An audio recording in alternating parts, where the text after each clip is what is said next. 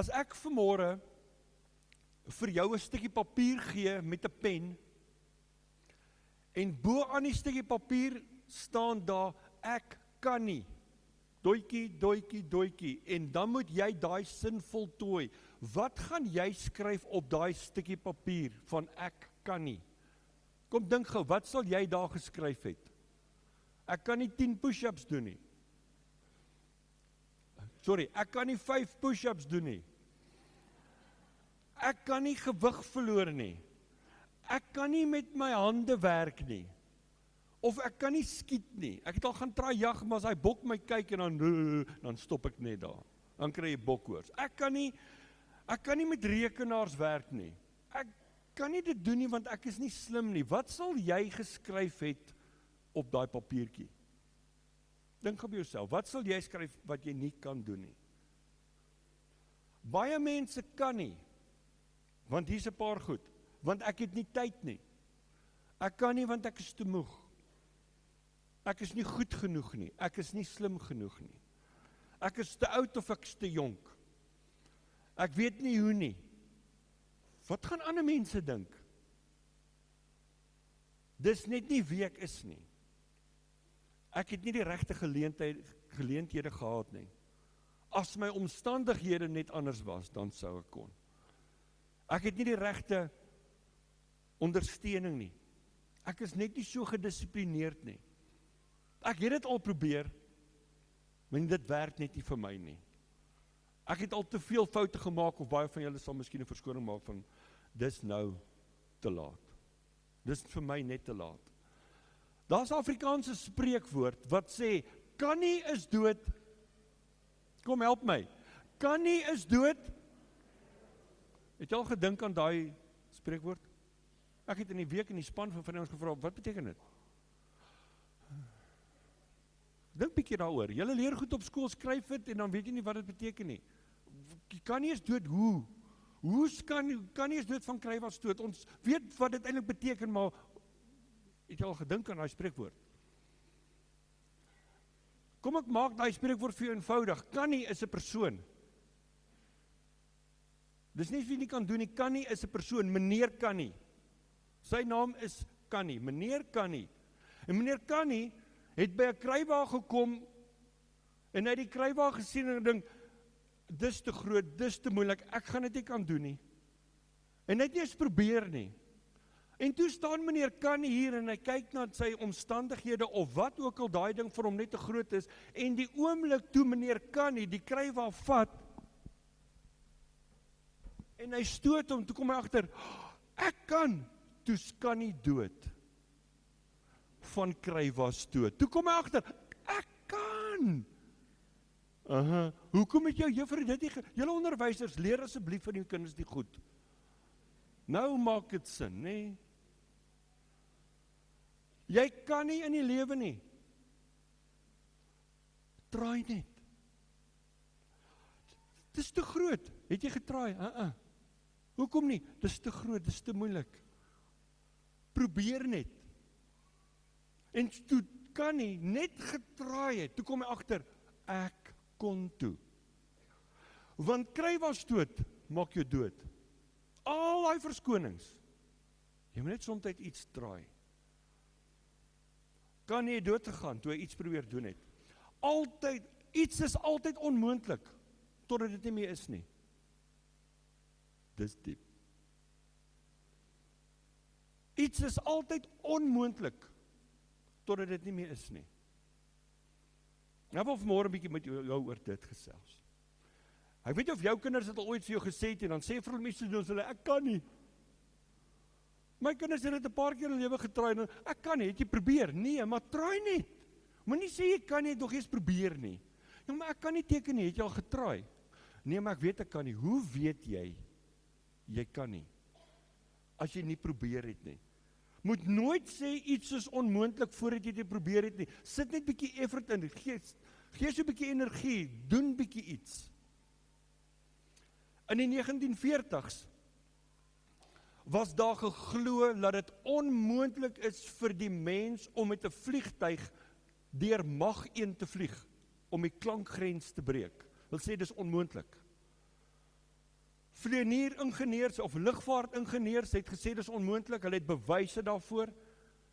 En daar was ook vlieëniers wat dit probeer het en 3 vlieëniers het gesterf om te probeer deur die klankgrens vlieg, deur Mach 1. En toe sê hulle eintlik, sien julle daar's die bewys, mens kan dit nie doen nie, dis onmoontlik. Jy kan nie vinniger vlieg as spoed van klank nie. Maar daar was 'n vlieënier met die naam van Jack Yeager, wat iets anders geglo het. En hy het gesê, moenie vir my sê ek kan nie iets doen nie, want sodra jy vir my sê ek kan nie, dan dit motiveer my, en dis presies wat hier met hierdie man gebeur het. Tot en met 1947 het geen vliegtuig ooit vinniger as 693 myl per uur gevlieg nie. Want hulle het vir hulle self gesê, ons kan nie, dis onmoontlik. Klomp het probeer, klomp het dit hulle lewe gekos. Maar Oktober 14, 1947 het Jack Yeager in 'n Bell X-1 vliegtuig dit aangepak. Dis hoe die vliegtuig gelyk het. Dis in die lug, om en by 30.000 voet in die lug, en hy het spoed begin vermeerder. Hy het verby 693 myl per uur, hy is verby 700 myl per uur, en op 700 myl per uur het dit begin voel of hierdie vliegtuig het mekaar uitdruk. Alles het geruk, die instrumentasie het mal gegaan, en soos wat ons al sien het in movies, daai goed het in die ronde, alles het in die ronde begin spin, en hy het op daai oomblik, die van julle wat nie weet wat dit is nie, vra of Google dit na die tyd, het 'n G-force van 8 beleef op sy liggaam. Alles het binne gevoel of het in mekaar gedruk is, hy het begin, sy visie het begin blur, dit gevoel of hy wil flou word, dit gevoel of hy die vliegtuig besig is om in mekaar in te druk as gevolg van die geweldige spoed. En toe, skielik, die volgende oomblik, behaal hy die spoed van 761 myl per uur, of 1235 km per uur, en daar skielik 'n sonieboom, en alles is doodstil. Alles is stil in die vliegtuig, en hy vlieg verby die spoed van klank. En daai dag het Jack Yeager bewys, dis onmoontlik, totdat dit nie meer is nie. Die onmoontlike het skielik moontlik geword. Kan nie, is toe dood, net daar. Daar was 'n graad 4 juffrou eendag. Sy het vir haar klasie papiertjies uitgedeel, presies wat ek nou vir julle gesê het om te doen. En sy het vir haar kinders in die klas gesê, skryf vir my neer op jou stukkie papier, wat kan jy nie doen nie, ek kan nie, dan voltooi jy die sin. En al die kindertjies het daar neergeskryf wat hulle nie kan doen nie, en sy het uitgestap buite toe met 'n klas, en hulle het daar buite gekom, en sy het vir hulle grawe gegee, en gesê, grawe vir ons 'n groot gat hierso, ons gaan nou begrafnis hou. En toe die gat klaar gegrou is, het die juffrou gesê, okay, almal van julle vat julle papiertjies, waar daar op staan, alles wat jy nie kan doen nie, gooi dit in die graf. En hulle het alles daar in die graf gegooi, hulle het teruggestaan, hulle het toegegooi, en die juffrou het die volgende vir hulle gelees. En sy het 'n huldeblyk gelees aan Connie. En sy lees die volgende, vriende, ons het vandag hier by mekaar gekom aan die herinnering om ek Connie te herdenk. Terwyl hy saam met ons hier op aarde was, het hy elkeen sy lewe aangeraak, sommige meer as ander. Hy word oorleef deur sy broers en susters. Ek kan, ek sal en ek gaan dit dadelik doen. Hulle is nog nie so bekend soos hulle beroemde familielid hier in die gat nie, en beslis ook nog nie so sterk en invloedryk nie. Maar dalk sal hulle eendag met julle hulp 'n nog groter verskil in hierdie wêreld maak. Mag ek kan nie in vrede rus. En mag elkeen wat vandag hier teenwoordig is, sy lewe opneem en vorentoe beweeg sonder hom. Amen.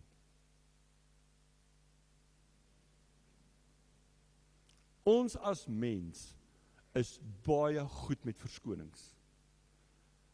Baie goed met verskonings maak. Hoekom ons iets nie kan doen nie? Ons is baie vinnig om verskonings te soek vir dit. Dis 'n eeuoue probleem. Dit kom in die Bybelse tyd al. Die Here roep verskillende mense en hy vra vir hom om vir hom as God iets te gaan doen en dan hoor die verskonings. Moses sê, ek kan nie praat nie, want ek hakel. Jeremia is te jonk. Elia sê, ek is nie beter as my voorouers nie, Here, maak my liewer te dood. Sarah is te oud, Lazarus is te dood.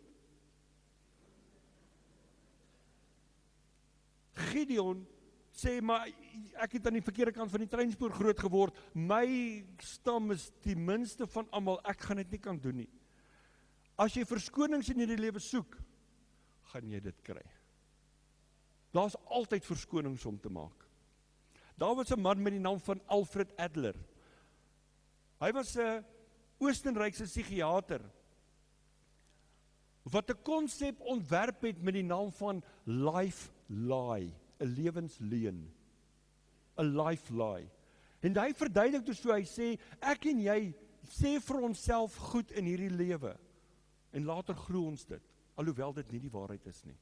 Ons beleef goeders, dan sê ons dit, en dan begin ons dit te glo, en dan leef ons volgens dit. Dis ons life lie, ons lewensleuen. Dis verskonings wat ons maak oor onsself, omdat ons nie verantwoordelikheid wil vat vir ons eie lewe nie. Ek weet nie of julle sulke mense ken soos hierdie nie, maar as jy baie keer vir mense sê, of sekere mense sê, hoorie, jy moet nie so lelik wees nie. Sê hy, dis wie ek is. Ek is maar net 'n reguit mens. Dis 'n life lie. Jy het nie nodig om mislik te wees, om dan sê, ja nee, maar dis net wie ek is nie. Dis 'n lewensleuen. Jy maak 'n verskoning om nie te verander nie, jy wil nie verantwoordelikheid vat vir jou optrede nie. Of 'n mens sê vir iemand, want stel net 'n bietjie lang ook in ander mense, maar ek is net nie so 'n persoon nie. Ek laat dit oor myself te praat, dis wie ek is. Dis 'n leuen, dis nie hoe dit moet wees nie. Of mense sê van hulle self, ek sal net nooit goed genoeg wees nie. Het jy al ooit mense gehoor dit sê?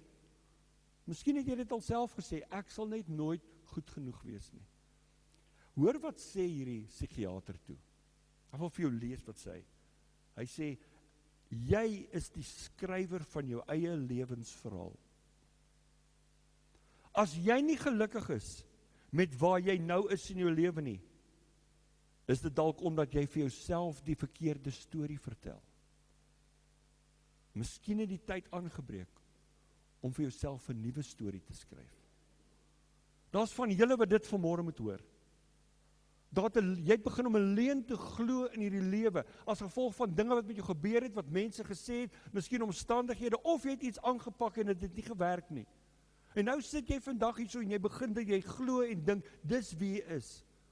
En hierdie Alfred Adler verduidelik so, hy sê, dit is soos om 'n bril te dra met rooi lense. Alles wat jy sien is rooi. En hoe langer jy die bril dra, hoe meer begin jy glo, eintlik is die hele wêreld maar rooi. Die hele wêreld is rooi, alles is rooi. Dit is soos die klein seun wat by sy oupa op die plaas gaan kuier het. En die oupa het sulke groot boerboele gehad. En 'n boerbol bollie nie, hy bol. En die klein seun besluit eendag, want hy sien oupa het elke oggend so ronde plastiek dingetjie na boop staan, taxi. Kyk jy dit, taxi snyf. En die klein seentjie dink by homself, ek gaan oupa vang. En hy gaan steel die snyf uit oupa se laai uit. En deur die middag, toe oupa ergens besig op die plaas gaan gooi, oupa se taxi snyf uit, en hy gaan en hy soek 'n bol, wat lekker droog is, en hy gaan en maak het so fyn, en hy gooi het in oupa se taxi snyf, maak het toe en sit het in sy laai. Die volgende oggend staan oupa op, soos elke oggend, en hy gaan sit, yes, en hy haal sy taxi snyf uit, en hy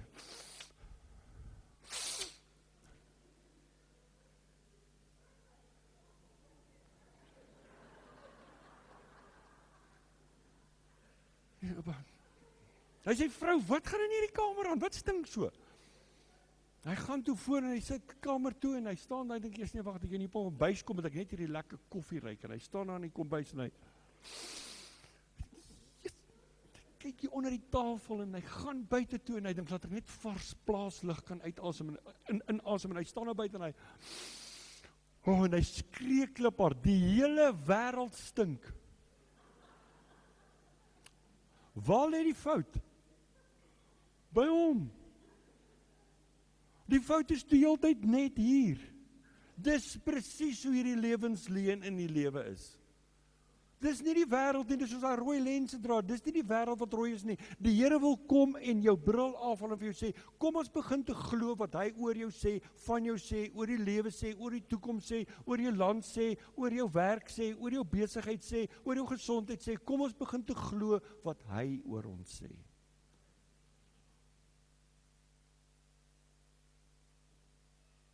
Die Here wil ons leer om te glo soos wat hy wil hê ons moet glo en onsself sien.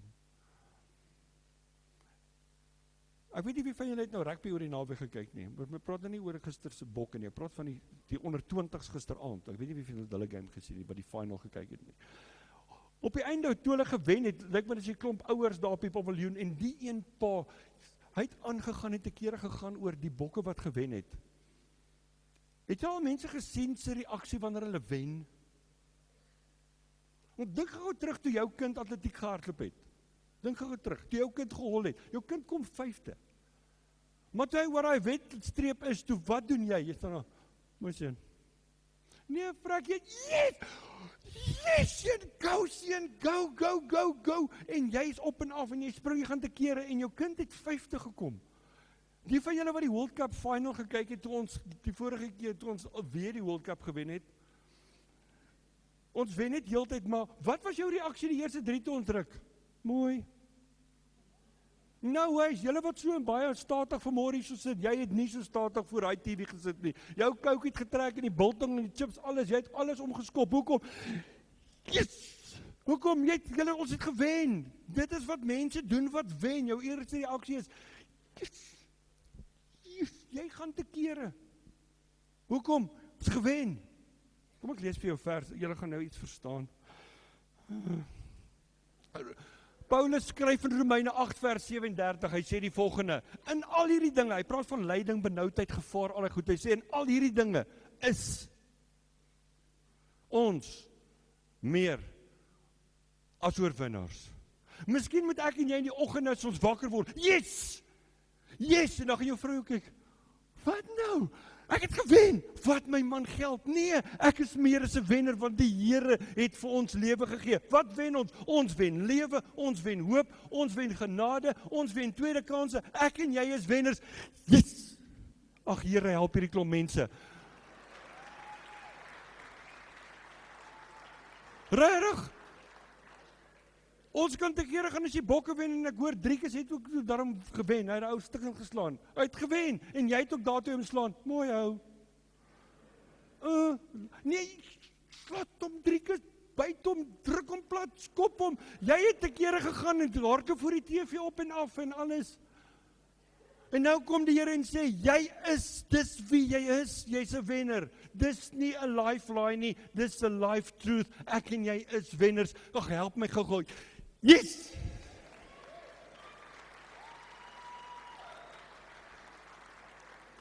Dis ons nuwe bril.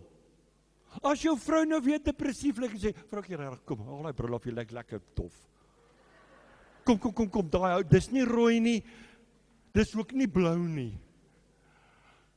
Daar's lewe. Dis wie ons is.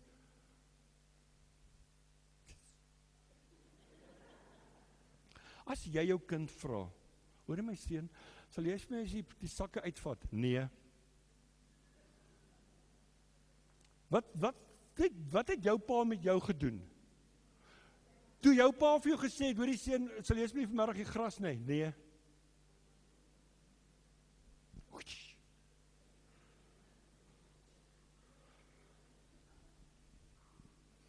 Op 'n stadium kom die Here en hy roep Jeremia. En Jeremia was so tussen 17 en 20 jaar oud.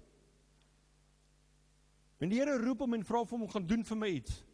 En Jeremia skryf self vir ons toe, wat het hy vir die Here gesê? Daar staan die volgende, Jeremia 1 vers 6 tot 7.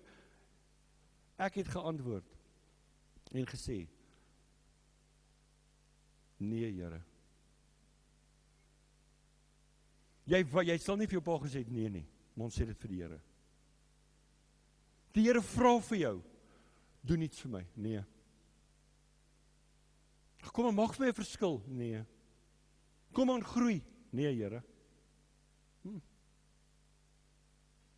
Hoekom doen ons dit met die Here, maar ons wil dit in ons lewe nooit met ons paas doen nie? Want ons dink ons kom weg. Want ons maak verskonings en ons begin dit te glo. Hoor wat skryf Jeremia verder toe hierso. Die Here vra hom, Jeremia, asseblief gaan vir my, maak 'n verskil. Nee, Here. En toe begin hy met verskonings. Ons is so bekend met dit. Hoor wat staan daar. Nee, Here, ek kan nie goed praat nie, en ek is gans en al te jong vir hierdie belangrike taak. Maar die Here het my geantwoord, moenie sê jy's te jonk nie. Moenie verskonings maak nie. Inteendeel, die Here het hom nie gevra hoe oud hy is nie. Die Here vra, gaan, en hy antwoord sy ouderdom. Hoe stupid moet jy wees? Okay, dis 'n tiener, verstaan seker hy antwoord van tussen 17 en 20, maar die Here vra vir hom, gaan doen dit. En hy sê, ek is jonk. Die Here sê, maar ek het nie gevra hoe oud jy is nie. Ek het 'n idee hoe oud jy is, ek was daar. Ons is so vinnig met verskonings. Hoekom ons nie goed doen nie, hoekom ons nie meer betrokke is en meer vir die Here dien en meer om eer met ons lewe, ons is so vinnig met dit. Wat is dit vir 'n dag wat die Here vir jou in jou lewe vra? Kom ons, die Here, elkeen van ons wat vanmôre hier so sit, as jy vanmôre sit en jy haal asem, het die Here nog 'n plan met jou lewe. Maar die Here vra jou sekere goed en waarvoor sê jy nee? Die Here vir jou gevra al lankal, pak 'n besigheid aan, dan begin hierdie ding. Miskien vra die Here om meer te lees, meer Bybel te lees. Miskien moet jy meer betrokke raak. Jy het al lang gedink met 'n klomp verskonings. Nee, dit is vroeg opstaan, jong. Wat is 'n nuwe ding wat jy weet, ek moet dit begin doen, maar jy het klomp verskonings, hoekom jy dit nie gaan doen nie? Wat is daar wat die Here vir jou gesê het, jy moet ophou doen? Daai verslawing, die Here sê hou op, maar jy het klomp verskonings, hoekom nie? Ja, maar volgende maand. Wat is jou krywaar vandag? Wat is jou krywaar?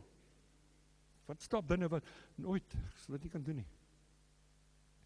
Miskien moet jy 'n nuwe werksaansoek doen, maar jy sê ek is nie seker ek is goed genoeg nie.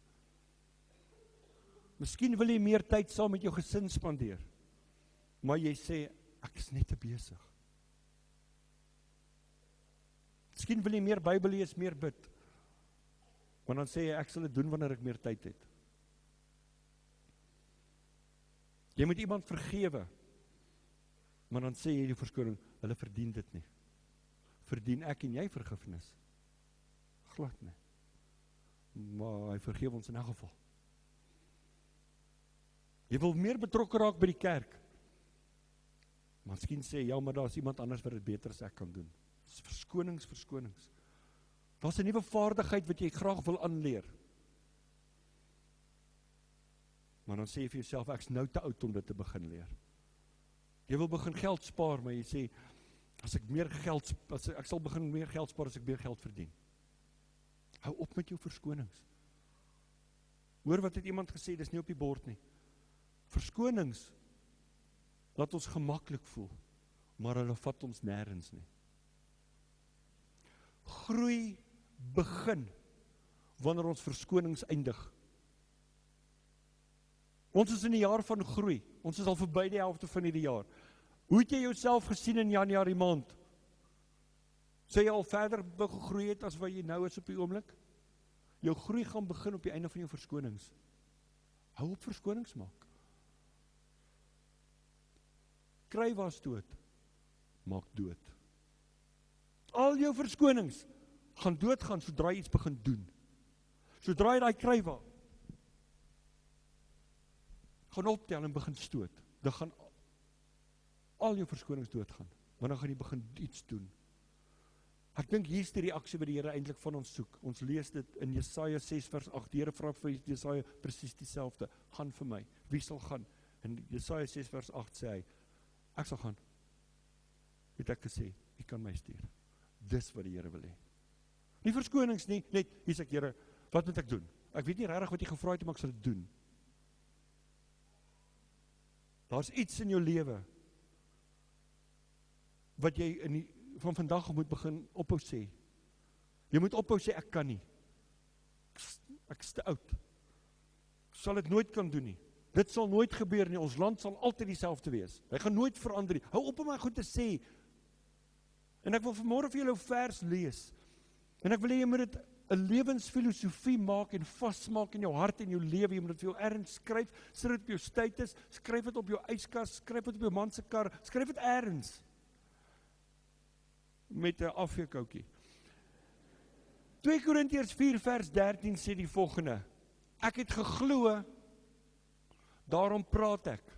Ons draai dit om. Ek praat en dan glo ek nie meer nie. Want ons praat onsself uit geloof uit. Ek het geglo, daarom praat ek. Moet nooit iets sê wat nie gedryf word deur God se genade en deur geloof en deur God se woord nie. Moenie iets sê nie. Want dood en lewe is in die mag van die tong. Ek kan nie, jy's reg. Ek kan, jy's reg. Ek is tot alles in staat, jy's 100% reg, want God se woord sê, maar ek gaan dit nooit kan doen nie, jy's reg. Want wat jy sê, is wat gaan gebeur. Heidi Scallen het gesê, wherever there is a loss of hope, you have believed a lie of the enemy. As jy nie meer hoop het nie, is daar ergens 'n leuen wat jy glo. Want in Christus het ons altyd hoop. Altyd hoop in hom. Wie van julle het al 'n marathon gehardloop? Dit is 42 km as jy gewoon. 'n Marathon. 1 of 2 maal is, okay. Ek weet iets 'n paar ouens wat al baie van hulle gehol het. Nou 'n marathon is 42.2 km. 42.2 km. Nou die gemiddelde tyd vir iemand om 'n marathon af te lê is so 4,5 ure. Dis wat ek hoor, ek het dit nog nooit gedoen nie, want so dom is ek nie. In 1912 was daar 'n man met die naam van Shizu Kanekuri van Japan. En hy het gekwalifiseer om te gaan deelneem by die Somer Olimpiese Spele in Swede. Nou moet jy dink, nou dis langer as 100 jaar terug. Vir hom om in Swede te kom, het al daai tyd, dis nie lekker vlieg nie, hy het 18 dae lank gereis, op hierdie boot, dan daai boot, dan daai boot, dan daai boot, en dan 'n bietjie 'n trein, dan weer 'n boot, tot hy in Swede kom, 18 dae lank. En toe hy daar kom, was hy natuurlik baie moeg, en hy was so siek, hy kon skaars loop. En in dieselfde proses het sy afrigter baie siek geword, so hy kon nie soveel geoefen het as wat hy wou nie. En die dag toe die marathon plaasvind, was daar 'n hittegolf in Swede. Nou, hulle hittegolf, ek dink is 25 grade, want dit is, daai ons verstaan nie hitte nie. En dit het so warm geword op 25 grade, dat een van die atlete wat deelgeneem het gesterf as gevolg van hitteuitputting. En Shizu Kanekuri het deelgeneem en hy het begin draf en alles, en rondom die 25 km merk het hy self begin duiselig voel en gedisoriënteerd raak. As gevolg van al die goed wat gebeur het. Maar hierdie Shizu Kanekuri het nooit die wedloop voltooi nie. Hy het net daar besluit op die 25 km merk, ek gaan terug aan huis toe. Hy gaan terug aan huis toe. En sonder om vir beamptes te sê, het hy uit die wedloop uit die naaste trein gekry, boot, hy terug Japan toe. En hy het die grap geword in Swede, as die marathon atleet wat MIA is, Missing in Action. En vir 50 jaar lang was Shizu Kanekuri op die vermiste persoonlys, vir 50 jaar lang. Hy het hom nooit gekry nie. Hy het getrou, hy het adreskunde onderwyser geword, 6 kinders, 10 kleinkinders gehad. En op het stadium is daar 'n Sweedse joernalis wat hom opspoor, na al die jare. Hy is nou al 76 jaar oud. En op 20 Maart 1967 het hy die wedloop gaan voltooi. Het hy teruggegaan, sit die foto op, en het die wedloop voltooi.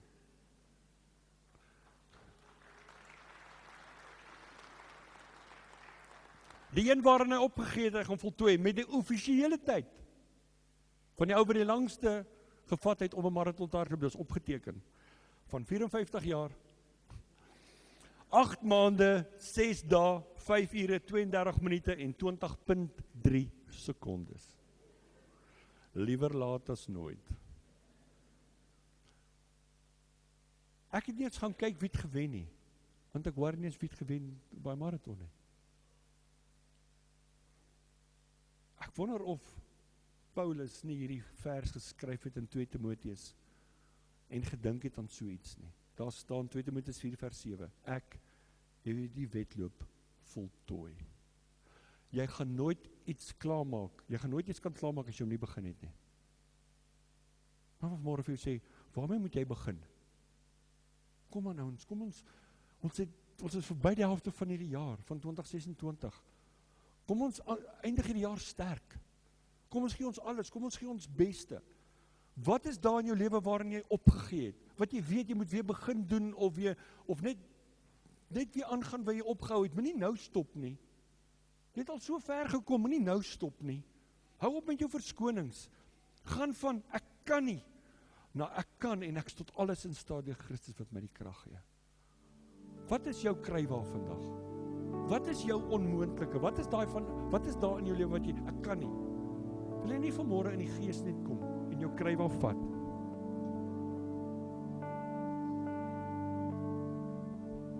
Jy het hom net begin stoot.